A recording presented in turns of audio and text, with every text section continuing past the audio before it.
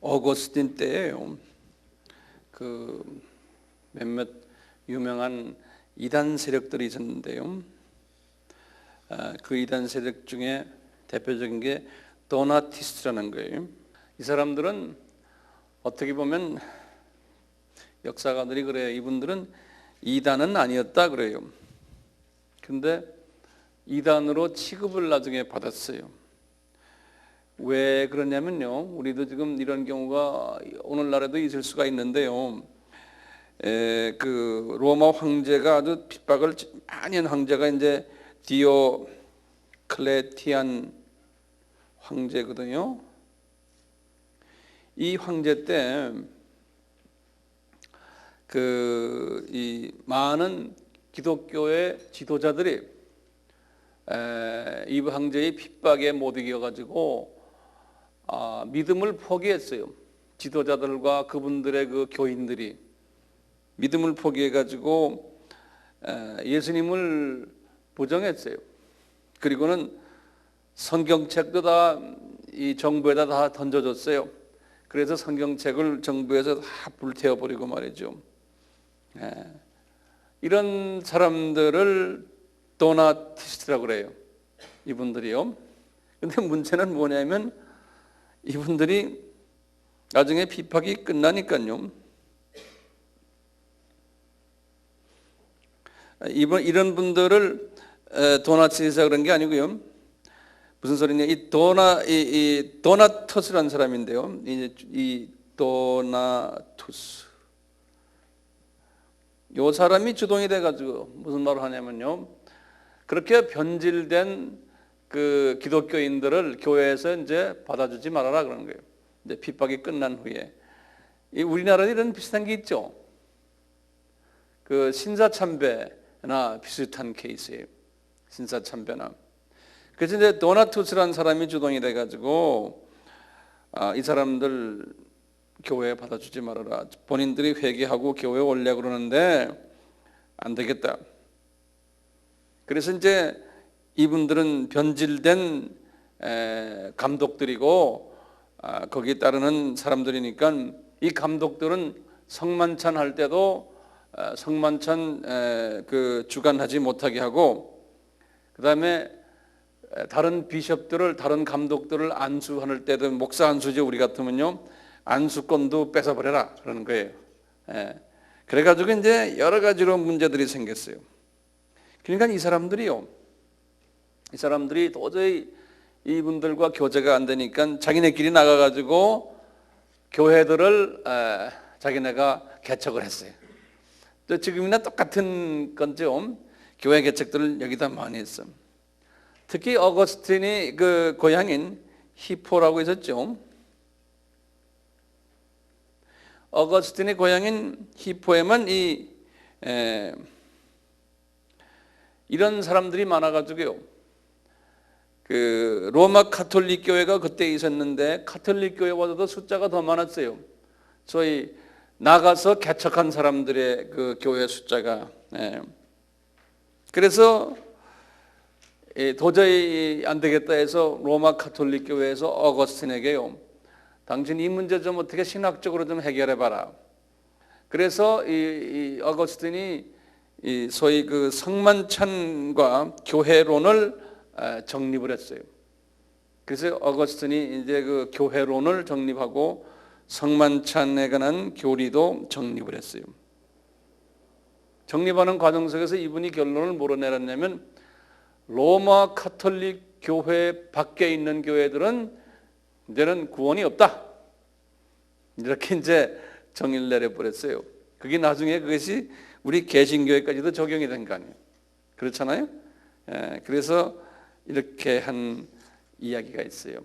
그래서 이 어거스틴이 나중에 좀 나오지만 여러 가지로 이분이 로마 가톨릭 교회를 세속화시키는 일에 교리를 많이 만들어냈어요. 그 중에 대표적인 교리가 그 마리아를 숭배케 하는 교리. 이 교리를 이분이 중심으로 해서 만들었어요. 이제 신학자가 정치화되면 그렇게 되는 것 같아요. 그래서 이 도나티스트 이교도가 있었고요. 어떻게 보면 이분들이 회개하고 왔으니까 구원이 있을 수도 있고 없을 수도 있어요. 왜냐하면 히브리서 6장 4절에서 히브리서 6장 5절, 4절, 5절, 6절에 문기 나왔잖아요. 한 번 비침을 받고 하늘의 모든 비밀을 다 알고 뭐 정말 성령의 그 모든 것도 체험했지만 한 번 그리스도를 부인하면은 예수가 다시 그 사람들을 위해서 십자가에 못 박히지 않겠다라고 하신 말씀 있잖아요. 이 말씀에서 의하면 예수님을 한 번 부인해 버리면은 회개가 힘들지 않았나 보겠어요. 그러니까 이분들이 아마 그런 케이스가 아닐까 보고 있어요. 그런데 신사참배는 모르겠어요. 신사참배는 예수님을 부인한 건 아니죠. 그분들이. 네. 그리고요. 그 다음에 두 번째 한 가지만 더 해요. 그 이단이 소위 이것도 다 유명해요. 뭐 다 하나도 그냥 지나갈 게 없거든요. 펠라기우스라 그래요. 펠라기우스가 만들어낸 이단 사상인데요.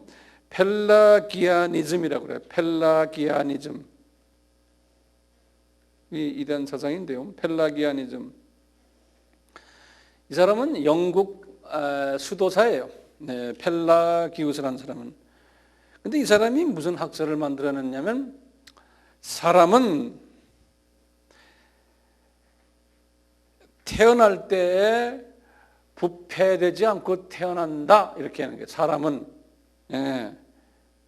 사람은 태어났을 때는 아주 죄 없이 부패되지 않고 태어난다는 거예요. 그런데 죄가 원죄 사상이 없어요. 그래갖고는 언제 사람이 변하냐면 환경에 의해서 이제 아기가 이제 자라나면서 환경에 의해서 죄를 짓게 된다는 거예요. 예. 이런 엉뚱한 학설을 이 양반이 만들어내서 여기저기다 막 퍼뜨리는 거예요. 그래서 그 펠라기아니즘이란 말은 아주 우리 신학자들 사이에서는 굉장히 중요한 많이 알려진 사상이거든요. 뭐 우리가 알고 있는 것도 그런 게 있죠. 그 사람은 태어날 때부터 아주 악하게 태어난다. 뭐라 그러지? 선하게 태어난다. 성악설, 성선, 예, 그런 거나 마찬가지. 그러니까 이제 이거를 잡아가지고 어거스틴이 또 학설을 또 만들어내는 거예요. 예. 그래서 이제 어거스틴이 만들어내는 학설이 아주 중요한 학설이에요. 이제 인간은 완전히 부패되었다. 아기 때 태어날 때부터 시작을 해서 그래서 완전 부패설이에요. 이것을 만들어낸 거예요. 그 학설이 지금 우리에게도 우리 개신교에도 그대로 다 적용이 돼요. 루터니 칼빈이니 그다음에 로마 카톨릭은 말할 거 없고요. 그리스 정교니 러시아 정교니 이 모든 이 어거스틴이 만드는 이 학설을 지금 우리 다 여러분들도 그걸 지금 다 받고 있어요. 인간 완전 부패설. 이 펠라기우스 때문에 말이죠. 이런 학설들이 만들어졌어요. 이 기간 동안에 말이죠. 교회들이 지금 아까 5교회가 있었잖아요. 큰 교구가요. 이 교구들이 중심이 돼가지고 서로가 다 다른 그 개체들이지만요. 그 당시만 해도 로마 카톨릭이 전체를 다 쥐고 있지는 못했어요. 그렇지만 이단들이 막 나오니까요. 이단들에 대해서는 힘을 합해가지고 자기네가 미팅을 했어요. 이 이단들 때문에요. 이 미팅을 하는데 큰 미팅을 4번을 했어요. 이단들 문제 때문에요. 그것을 공의회라고 그러죠. 공의회라고 그래요. 4번을 미팅을 했어요. 이 미팅을 하면서 기독교의 중요한 교리들이 그때 다 만들어졌어요. 이제 성서적으로는 제일 먼저 성서에 나오는 공의회가 뭔지 아세요? 사도행전 15장에 나오는 예루살렘 공의회예요. 예루살렘 공의회. 사도행전 15장의 주후 49년에. 그래서 예루살렘 총회라 그러거든요. 그래서 그때부터 시작해서 가지 뻗어가지고 이 총회들이 여기저기서 나오는데 지금 전 세계 약 2만 한 4천 개의 교단이 있는데요. 이 2만 4천 개의 교단의 원조가 사도행전 15장의 예루살렘 공회예요.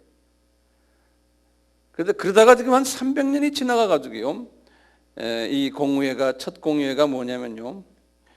이 니케아라는 건 어디 있냐면은 컨스탄티노플, 아까 지도에서 컨스탄티노플 봤죠? 거기서 이 터키 쪽으로, 터키에 있는 도시인데요. 한 70km 정도 떨어져 있어요. 소아시아 지방인데요. 거기에 있는 조그마한 마을이에요. 그게 니케아 공회. 이 두 번째는요. 주후 381년에요.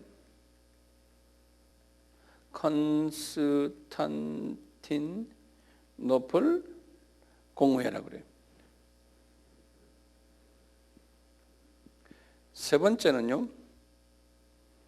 주후 431년이 에베소 공회. 네 번째는요. 451년에 이렇게 갈케톤 공회. 이 갈케톤은 이 니케아 근방에 있는 조그만 마을이에요. 이 니케아와 거기에 붙어 있는 이 마을이에요. 여기에서 이제 했는데 이 공회들 때문에 많은 기독교의 중요한 교리들이 이때 다 만들어졌어요. 그래서 이 교리 이것은 우리가 알 필요가 있어요. 간단하게요. 우선 니케아예요. 아리우스라는 사람이 있는데요. 이 알렉산드리아 사람이에요. 알렉산드리아. 이 알렉산드리아 사람인데요. 이 사람이 무슨 학설을 가지고 나타났냐면 성부 하나님만 하나님이고 성자 하나님은 아니다. 이 알렉산드리아에서 교회를 했던 아주 신실한 목사님이었어요. 이 아리우스가요. 그것도 좀 적어놓으세요. 알렉산드리아 어딘지 아죠? 애굽의 제일 유명한 도시요. 아주 신실한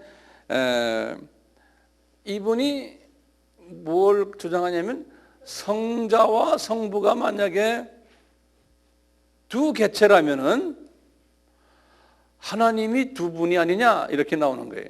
그럼 그건 이단이다. 이분이 가정 이렇게 말하는 거예요. 어떻게 하나님이 우리가 유일신을 믿는데 그럴 수가 있느냐? 그렇기 때문에 예수님은 하나님이 아니고 하나님이 만들어 놓은 최고의 그 피조물이라는 거예요. 예수님은 영원에서부터 존재하는 분이 아니라는 거예요. 예수님은 성부 하나님과 동질의 하나님이 아니라는 거예요. 그러다 보니까 그 알렉산드리아의 교부죠. 제일 높으신 아타나시우스라는 분이 있어요. 이분은 유명한 분이에요. 이 사람은 마가의 그 영적 제자라고 생각하시면 돼요. 아타나시우스. 이 사람이 이제 그 알렉산드리아의 대주교였는데 이 사람이 들고 일어나는 거예요. 아리우스, 너 아리오 목사, 너 왜 허튼 소리 하느냐 이거예요. 응? 그래가지고 이걸 어떻게 개인적으로 싸움하기도 힘들고요. 그래서 이 지금 5교구에다가요. 지금 5교구 있잖아요. 알렉산드리아 교구, 예루살렘 교구, 안디옥 교구, 콘스탄틴, 그다음에 로마 교구 있죠. 거기다가 쫙 알린 거예요. 우리 지금 주변에 이 사람이 영향을 많이 줘가지고 지금 우리 여기만이 아니고 여러분들한테도 영향을 준다. 나중에 이 아리우스 사상이 나중에 모하메드한테까지도 영향을 줬어요. 모하메드까지도요. 그래서 이게 이슬람교하고도 연계되어 있어요. 그래서 안 되겠다. 우리 한번 이러지 말고 각계동작하지 말고 우리 한번 5교구가 한번 힘을 합해서 한번 모이자. 그래서 그게 모인 게 어디서 모이겠느냐? 그럴 때 그러면 니케아에서 한번 모이자. 왜냐하면 중간 지점이에요. 지금의 그 컨스탄티노플, 이스탄불 그 바로 밑에 한 70km 떨어진 거기서 한번 모이자. 그래서 니케아 공의회가 생겨난 거예요. 그때 350명의 감독들이 모였어요. 그러니까 엄청나게 많이 모인 거죠. 예? 그러니까 그 당시만 해도 이 교리 문제 때문에 시끄러웠어요. 350명이 모였는데 그때 그 니케아에 뭐가 있냐면 왕궁이 있었는데요. 왕궁 안에 큰 홀이 있는데요. 그 홀 안에서 왕이 제공을 했어요.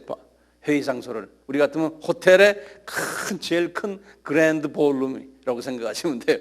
예, 거기에서 모였어요. 근데 거기 이제 그 문헌들을 보면 그래요. 그때 모인 감독들 모습을 보면 많은 감독들이 고문을 당해가지고 얻어맞아가지고 얼굴이 상처나고 여기에 그냥 칼자국이 있고 그냥 이런 그 상흔들이 있는 그 감독들이 수없이 많았다는 거예요. 예. 그런 그 이야기가 있어요. 그래서 이제 니케아 회의를 이제 열어가지고요. 325년에 그러니까 지금 첫 500년 동안에 있었던 회의 중에서 제일 먼저 예수님 지금 가시고 이제 예루살렘 회의 그 다음으로 지금 있는 공회회 중에 최초 공회입니다. 무슨 공회라고 그랬어요? 니케아 공회예요. 무엇 때문에 모였어요? 예, 누구 이야기예요? 예수님에 관한, 예수님이 하나님의 아들이냐 아니냐 이걸 가지고 모인 거예요. 굉장히 중요한 이슈죠. 그렇잖아요? 그래서 모여가지고 이분들이 그냥 여기서 서로 토의하다가 결론 내렸어요. 첫째 결론이 뭐냐면 아리우스는 이단이다 이렇게 결론 내렸어요. 예. 그래가지고 그 사람은 교회에서 쫓아내자. 두 번째는 뭐였냐면 예수는 하나님 중에 하나님이다. 그리고 그 독생자다. 그리고 피조물이 아니다. 그 다음에 성부 하나님과 동질의 하나님이다 라는 것을 결정했어요. 그래가지고 이 예수 그리스도의 이 신성을요 로마 카톨릭이 전수받았고 그 다음에 그리스 종교가 전수 그 사람들이 그분들의 선조들이 만들어낸 거거든요. 350명 다가 그 출신들이거든요. 그 다음에 나중에 이 개신교가 탄생했잖아요. 종교 개혁이 일어나가지고요. 개신교의 대부분의 개신교들이 이 니케아 회의에서 결정한 걸 그대로 다 받아줬어요. 그래서 개신교들이 그 교리에 보면 우리가 니케아 회의의 그 결정을 우리 교단은 우리도 전수하고 뭐 이렇게 써놓은 게 있어요. 그만큼 이걸 그런데 이렇게 결정을 해놨는데도요, 이 아리우스파들이 꽤 많아가지고요, 60, 70년 동안에 계속 이놈들이 뒤에 가서 말이 많고, 그냥 이 소위 데모라는 거, 데모. 우리가 이단이 아니다. 저놈들이 이단이다. 이러면서 이 승복을 하질 않는 거예요. 승복을 하질 않는 거예요. 그러다가 약간 60, 70년을 그랬어요. 그러다가 이 골치 아파가지고요, 이 지도자들이 안 되겠다, 다시 한번 모이자. 그래서 다시 모인 게 두 번째 컨스탄티노플 공회예요. 두 번째가 컨스탄틴 381년에, 그러니까 약 한 70년 후에, 70년 한 60년 후에 모여가지고 이 니케아 회의에서 결정한 사항을 이 아리에안 사람들이 듣지 않으니까요. 왜 그러냐면 그 니케아에서 만든 신조가 있어요. 그래서 그것을 니케아 신조라고 그러거든요. 영어로는 The Creed of Nicene 그러는데요. 니케아 신조를 해놨고 있는데 많은 감독들이요 거기에 사인을 안 했어요. 그러니까 동조 안 하겠다는 거예요. 그 그룹이 꽤 많았어요. 사인을 하지 않은 그룹들이. 그분들이 뒤에서 자꾸 이제 또 말썽을 일으키는 거예요. 거기다가 이제 황실 재판소가 있는데 우리 같으면 법원이에요. 그걸 이제 법원에다 넣어서 이제 법원에서 공식화해야 되는데 황실 재판소의 판사들도 동조를 하지 않은 거예요. 그래서 이 니케아 신조가 발효가 되지를 못하는 거예요. 근데 누가 제일 앞장서서 이 문제를 들고 나왔냐면 이 아리우스가 어디 출신이라고 그랬어요? 알렉산드리아 출신이라고 그랬잖아요. 알렉산드리아의 제일 높은 분이 누구였어요? 아타나시우스죠. 그 아타나시우스가요, 깃발을 들고는 아리우스가 죽을 때까지 이 사상을 그냥 계속 물고 늘면서 이단이라고 그래서 투쟁을 했어요. 그러다가 아타나시우스도 죽었어요. 이 문제가 해결이 되지 않은 거예요. 그래서 이 아타나시스가 죽은 후에 갑바도기아라고 있어요. 지금 터키 지방인데 우리 갑바도기아 성경에 나오잖아요. 갑바도기아의 3인이라는 말이 있어요. 갑바도기아의 세 사람이 이 아타나시우스의 이 못다한 일들을 계승하는 사람들로 나타났어요. 그래서 이분들을 중심으로 해가지고 이 완전히 이 아리우스의 사상을 제거해 버리고요. 그리고는 뭐 했냐면 컨스탄티노플 거기에서 예수님의 신성을 완전히 인정하군요. 그리고는 한 가지 그분들이 또 이슈 하나를 들고 나왔어요. 뭐냐면 그러면 성령님은 누구냐 도대체? 이렇게 성령님은 전통적으로 결정하기를 성부 하나님에게서 나오는데 직접 나오는 게 아니고 성자 예수를 통해서 성령님이 발현하신다. 그거를 필리오케라고 그래요. 필리오케라고 이제 신학적으로 말하는데요. 라틴 말로 아들을 통해서 나온다는 말이에요. 필리오케라는 말인데 이 학설을 이 컨스탄티노플 여기에서 결정했어요. 그 결정이 지금까지 지금 우리 개신교, 우리 장로교니 감리교니 지금 우리가 그걸 다 지금 이렇게 받고 있어요. 그러니까 우리가 보세요. 성령님이 어떻게 발현하느냐? 다시 말해요. 성부 하나님에서 나오시는데 누굴 통해서요? 예수님을 통해서 오신다는 거예요. 그래서 예수님도 그러셨죠. 내가 아버지께 부탁해서 성령님을 오게 하겠다. 이 사상이 나중에 말이죠. 이 그리스 사람들 있잖아요. 히랍 사람들과 이게 붙어버렸어요. 이것 때문에. 그래서 이 사건 때문에요. 이 초기 기독교가 이 성령님이 발현을 어떻게 하느냐 이 문제 가지고 기독교가 그냥 쫙 갈라져 버렸어요. 이 그리스 사람들도 로마 가톨릭 속에 들어 있었거든요. 그러니까 전 세계에 저희 서방이나 동방이나요, 다 로마 가톨릭이 다 지고 있었거든요. 로마 가톨릭이 지고 있었는데 아까 그 5 교구들도 로마 가톨릭의 영향 속에 다 들어가 버렸어요. 그러니까 로마 교황의 지시에서 움직이고 막 그랬어요. 그러다가 그리스 종교가요. 그리스 사람들이 로마 가톨릭 이 사람들 점점 부패해지고 교리도 당신들의 교리가 우리에게 맞지 않는 게 있다 한 것이 교리 중에 뭐냐면 이 교리예요. 성령 하나님이 성부 하나님께서 직접 나오는 거지 예수님을 통해서 나오지 않는다라고 이제 본 거예요. 그 사람들이 이렇게. 그래가지고 교리상 너희들과 맞지 않는다고 그래가서 빠이빠이 하겠다는 거예요. 다른 정치적인 이슈도 있었지만 그래서 1054년에 그리스 사람들이 나와서 만든 교단이 그리스 정교예요. 요 문제 때문에. 그 외에 다른 문제도 있어요. 정치적인 문제도 있지만 요 문제가 큰 문제 이슈 중에 하나였어요. 그러니까 성령님이 어디서 발현하느냐. 그래가지고요, 요 학설을요 동조하는 그룹들이 많았어요. 그래서 로마 가톨릭이 아주 그 외롭게 돼버렸어요. 동조 그룹들이 전부 다 정교라고 붙인 그룹들은 다 동조해버렸어요. 그래서 이 에집트 정교, 그 컵틱 정교라고 그래요. 컵틱, COP, 컵틱이라고 그래요. 이걸 애굽이거든. 에집트의 정교. 그러니까 마가의 후손들이에요. 마가의.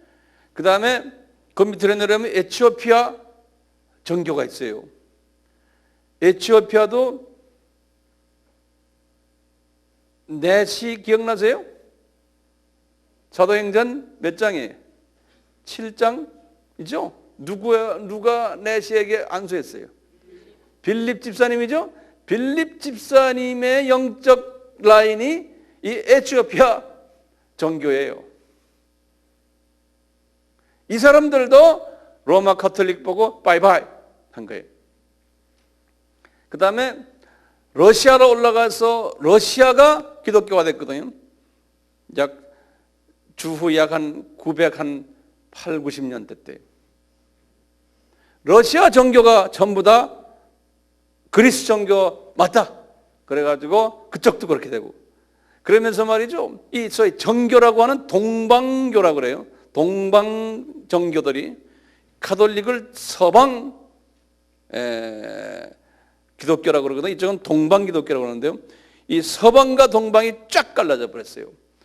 이것 때문에. 나중에. 그러다 요새 와서 로마 가톨릭에서 그분들과 이제 만나서 이야기를 해요. 그때 그런 것들은 별거 아니잖아. 이제 우리 서로 좀 합치자. 그래서 그 문제 서로 양보하자. 그래서 지금은 서로 그 이슈를 그거 가지고 서로 양보해주고 있어요. 그래서 이 정교 쪽에서 가톨릭 쪽 이쪽으로 좀 넘어오고 있어요. 근데 그 가톨릭 쪽의 그 성령론은 우리 개신교도 그대로 따라오고 있어요. 우리 개신교도 가톨릭과 같아요.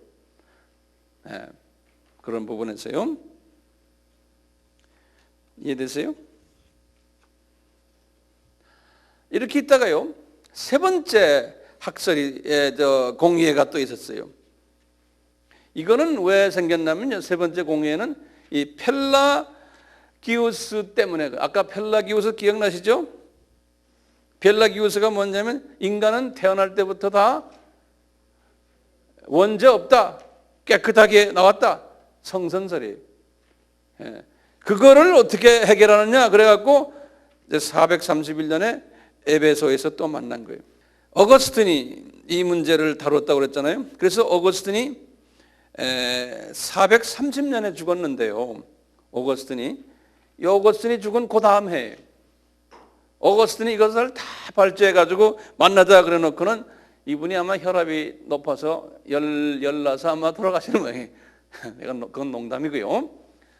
그래서 거기에서 뭐냐면 이 에베소 공회에서 아주 유명한 학설을 만들어 놨어요. 예수님은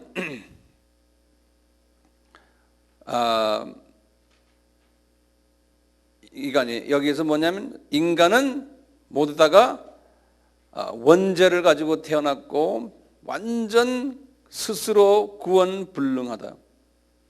그러니까 예수를 통해서만 구원이 가능하다는 학설을 이때 만들었어요. 그러면서 이 에베소서에서 이 에베소 공회에서 아주 가톨릭에게는 아주 정말 중요한 학설을 하나 만들어냈어요. 이 어거스틴이 이게 뭐냐면 이 가톨릭이 교리가 교세가 점점 커지게 하기 위해서요. 우리 바벨론 종교에서 나오는 그 세미라미스 이야기 아시죠? 그래서 그 마리아를 이제 올리는, 그래서 학설이 두 가지 학설을 채택했어요. 통과는 못했어요. 뭐냐면 마리아 종신 처녀설이에요. 마리아는 종신 처녀로 살았다. 그 다음에 마리아 성모설이에요. 마리아는 거룩한 어머니다. 이 종신 처녀설은 성서에 맞아요, 안 맞아요? 안 맞잖아요. 예.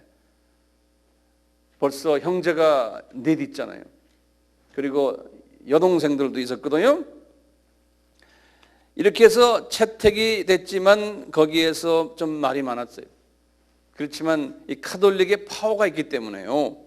그 다음에 공의회가 네 번째가 이 칼케톤 공의회를 했어요.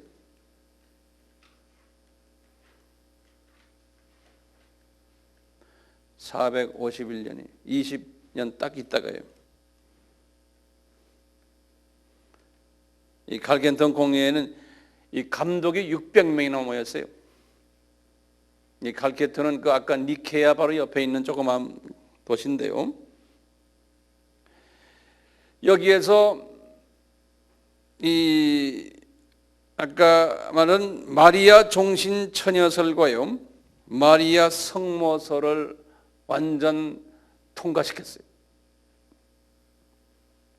이때 완전 통과시켜서 그때부터 카톨릭 교리의 아주 주축을 이루는 교리가 됐어요. 그 다음에 여기에서 예수님의 인성과 신성을 아까 처음에는 우리 첫 회의에서 니케아 회의에서는 예수님의 신성을 이야기했죠. 그렇죠? 그러다가 이제는 이 칼케톤 회의에서는 예수님의 완전 인성을 결정했어요. 그러니까 완전 full and complete humanity, 영어로는 그래요. of Jesus. 그러니까 완전한 인간이었다. 그래서 이 삼위일체의 교리가 완성이 된 거예요. 이 네 개의 이 공의회에서 말이죠. 지금 우리가 지금 믿고 있는 삼위일체의 교리가 완성이 된 거예요. 그러니까 이 이단들이 아니었으면은 이렇게 이것을 완성시킬 수 있는 기회가 많지 않았을 거예요. 그러니까 이단들 때문에 이 교리가 삼위일체 교리가 완성이 됐는데 그건 좋죠. 그런데 이 마리아의 학설은 덤으로 아주 나쁜 방향으로 가버렸어요. 첫째, 이 기독교 교회가요 변질될 것을 예수님이 요한에게 이미 말씀하셨어요. 계시록 2장과 3장에서요. 그렇죠? 7교회 중에서 5교회가 변질될 것을요. 그리고 2교회는 적지만 변질되지 않을 것을 이미 예수님께서 요한에게 말씀하셨어요. 그 후부터 시작했어요. 이제 주후 100년이 되었을 때 이미 이제 그 사도 시대가 끝나면서, 그러니까 1차 예수님의 제자들 사도들이에요. 그 제자들 시대가 끝나면서 교회가 서서히 변질되기 시작했어요. 예. 그러면서 이 지도자들이 변질되는 거죠. 그러면서 그 안에 이제 이단 사설이 이제 들어오기 시작하면서 신실한 평신도들이죠. 이 사람들은 이제 숨어버리는 거예요. 핍박이 있으니까요. 그래서 카타콤 교회가 이제 되어 가잖아요. 특히 100년, 주후 100년부터 주후 500년 사이는 교회가 영적으로 많이 변질됐어요. 첫 500년 사이. 그 변질되었기 때문에 그 변질된 그 틈새를 타가지고 이제 이슬람교가 이제 나타나기 시작한 거예요. 네. 이 로마 가톨릭 교회가 변질된 몇 가지 그 예들을 제가 들어드릴게요. 로마 가톨릭에 변질된 예가요. 첫째, 그 기간 동안이에요. 처음 500년 동안이요. 첫째, 죽은 자를 위한 기도 시스템이 있었어요. 죽은 자를 위한 기도예요.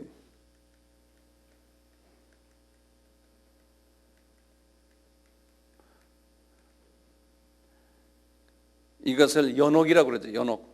우리가 죽으면은 연옥에 간다는 거예요. 연옥에. 펄가토리 그러는데요. 이 연옥에 간다는 거예요.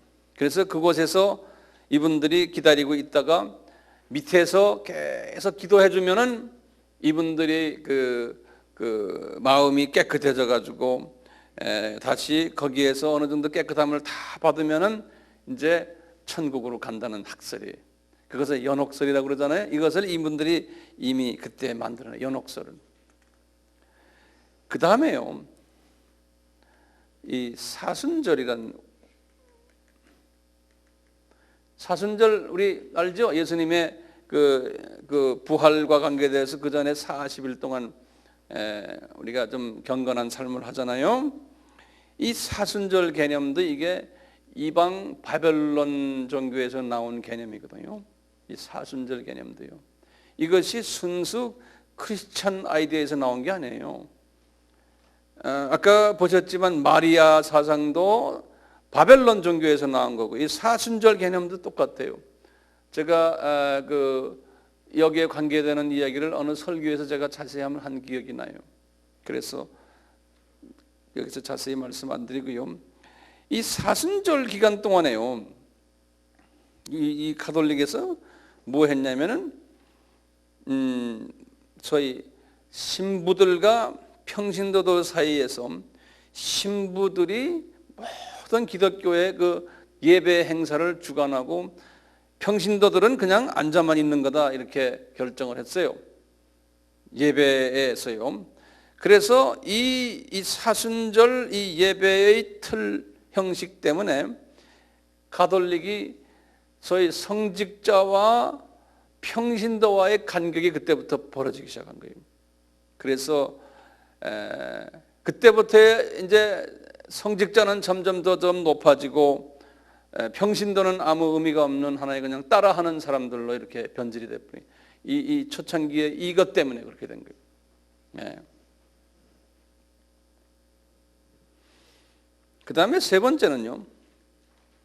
세 번째는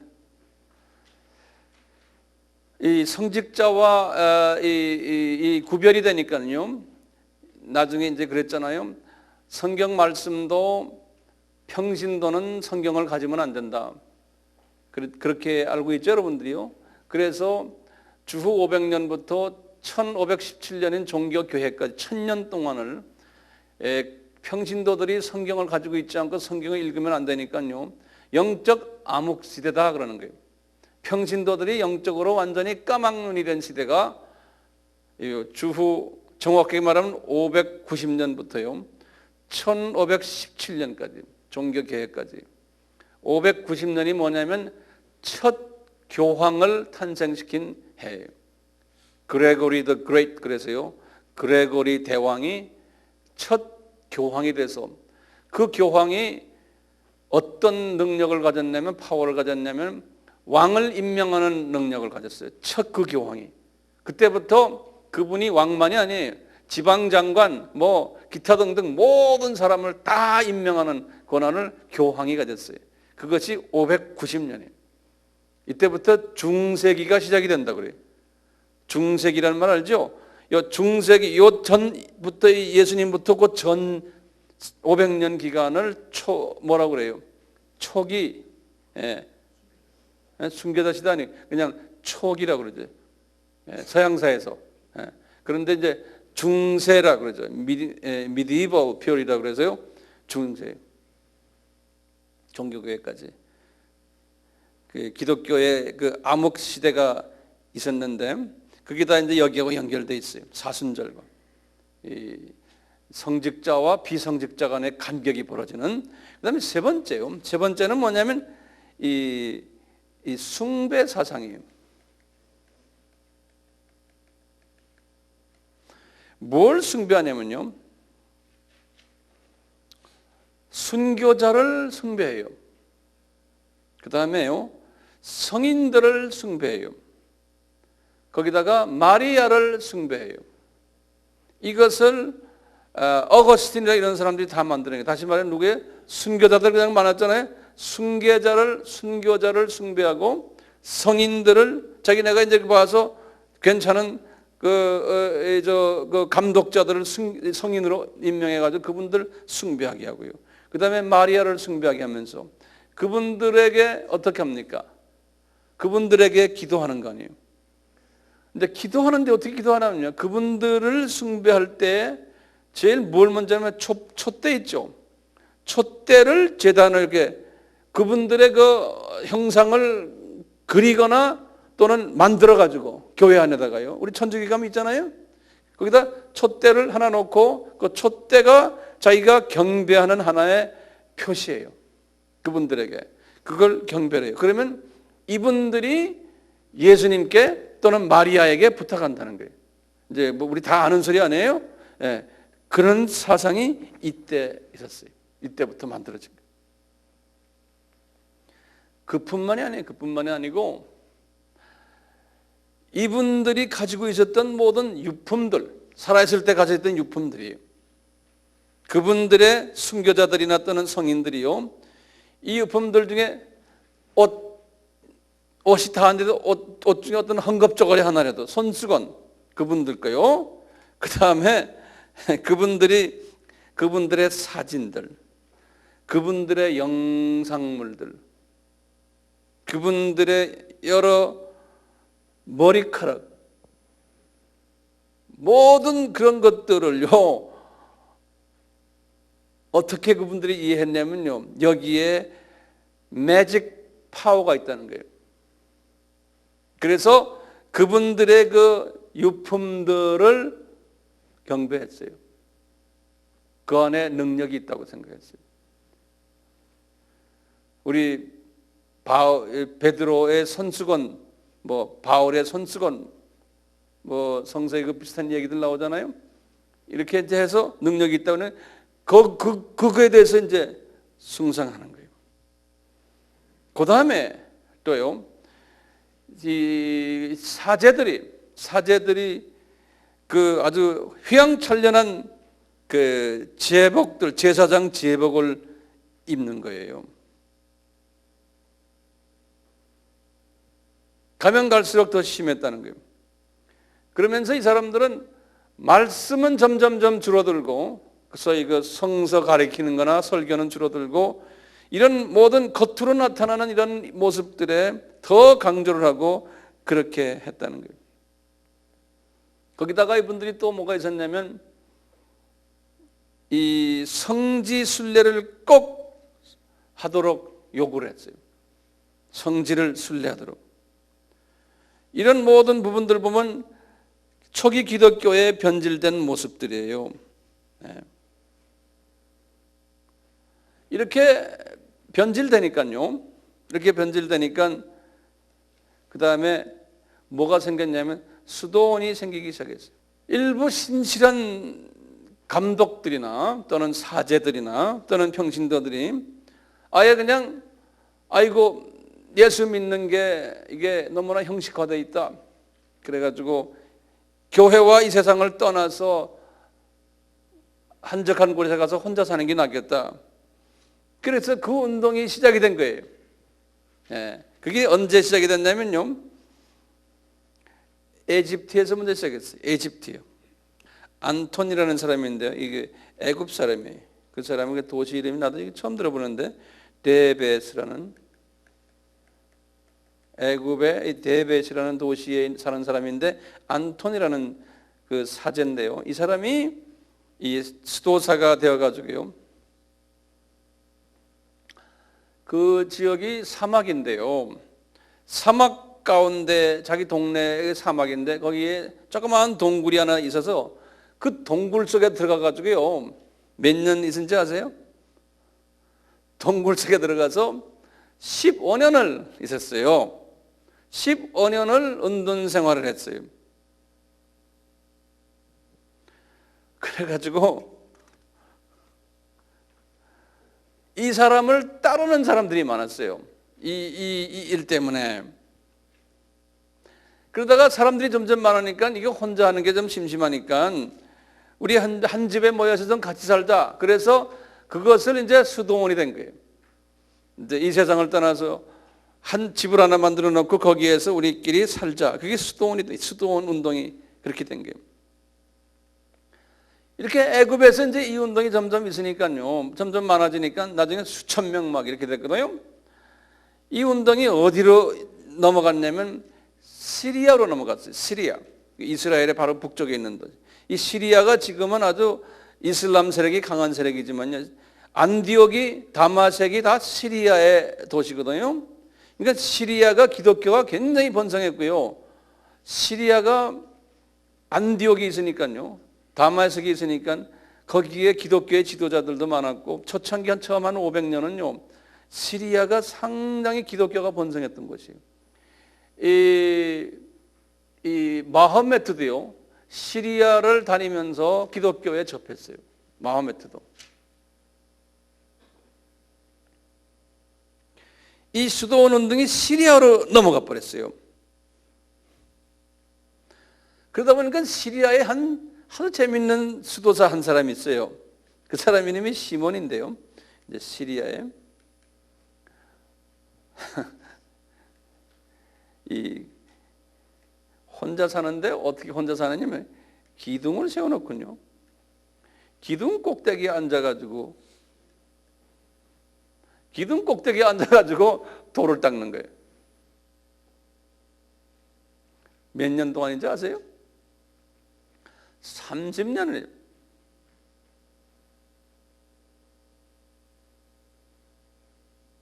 이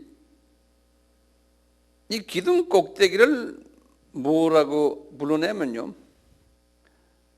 스타일러스라고 부른대요. 나도 이거 문헌에서 본 건데요. 시몬 스타일라이트 이렇게 부른대요. 한국말로는 난 모르겠어요. 시몬 스타일라이트 이렇게 이 사람의 별명이 그렇대요.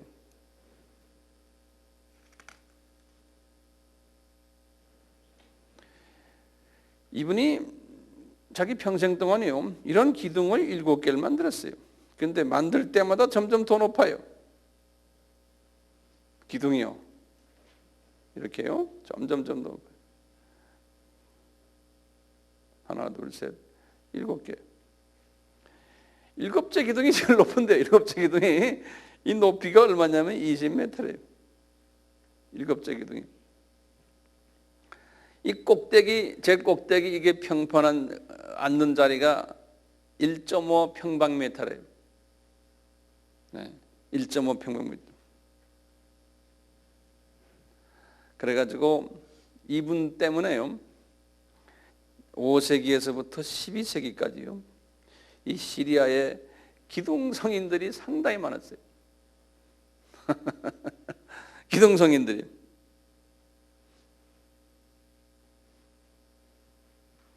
이 수도원 운동이 이렇게 퍼져가지고요, 참 이것이 나중에는 지금 동방 이제 그 기독교 쪽에서 지금 시리아나 또는 이쪽 지금 애굽 알렉산드리아 동방 기독교인들이, 지금 같으면 중동에 사는 기독교인들이 이 운동을 시작하다가, 이 운동이 그 아까 그 아타나시우스라는 분이 있었죠. 알렉산드리아의 그 제일 높은 마가의 후손이에요.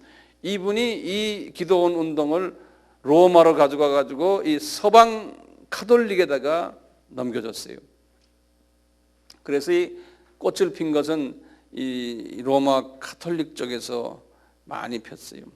특히 아까 제가 말씀드린 엠브로즈나 또는 제롬이나 또는 어거스틴 이런 사람들이 수도원 운동에 깊이 동참해 가지고요, 수도원 운동을 서방에다 많이 넘겼어요. 예. 그래서 이 어거스틴도 그 중에 한 사람이에요.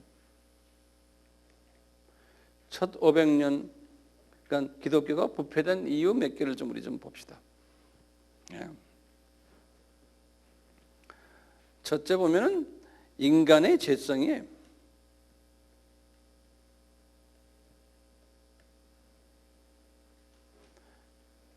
그 다음에 이 지도자들이요, 이 기독교의 그 성서를 잘못 가르쳤어요.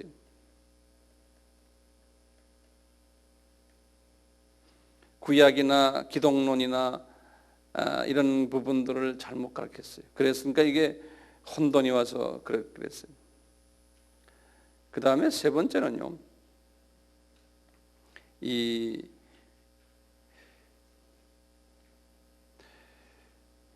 교회가 세속화된 거예요. 이게 굉장히 중요해요. 이 세속화라는 건 뭐냐면 이게 이제 바벨론 종교거든요. 바벨론 종교 사회 속에 기독교가 이제 들어갔거든요. 기독교가 이제 들어갔으니까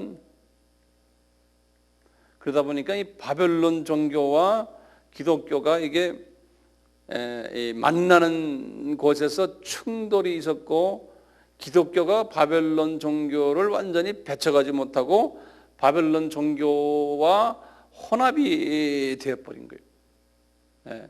이것이 큰 문제 중에 문제예요. 이 컨스탄틴 황제가요 313년에 기독교를 공인했잖아요.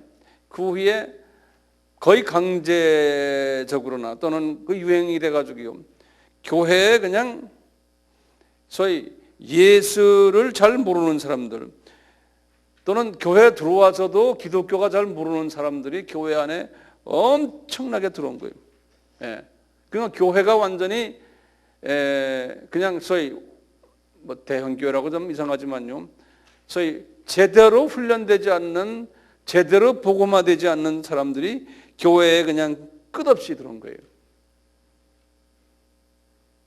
그러다 보니까 그분들을 즐겁게 해주기 위해서 천상 교리를 그렇게 바꿔줘야 되는 거예요.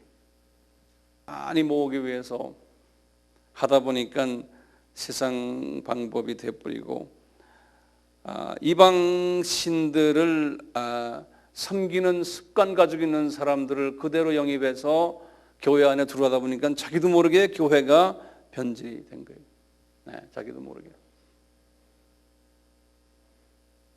그래서 이 이방 신들도 그 이방 종교들도 이 사람들 얼굴 그려놓고 이렇게 예배드리고 경배하는 그런 것들이 있다 그러거든요. 그것이 가톨릭에서 그대로 또 받아들여서도 그렇게 했다고 이제 그 문헌에 보면 그렇게 되어 있어요. 또 이 세속화된 것 중에 하나가 뭐냐면 미신 사고 방식이에요. 미신. 영어로는 superstition. 그 미신. 이 이방 종교는 다 미신 종교거든요. 미신화되어 있어요. 그럼 다시 말하면 이런 나무도 귀신이 들어있다는 거예요. 능력이 있다고 보는 거예요. 그 안에 귀신이 있기 때문에. 그래가지고 첫째 미신화된 것이 십자가예요.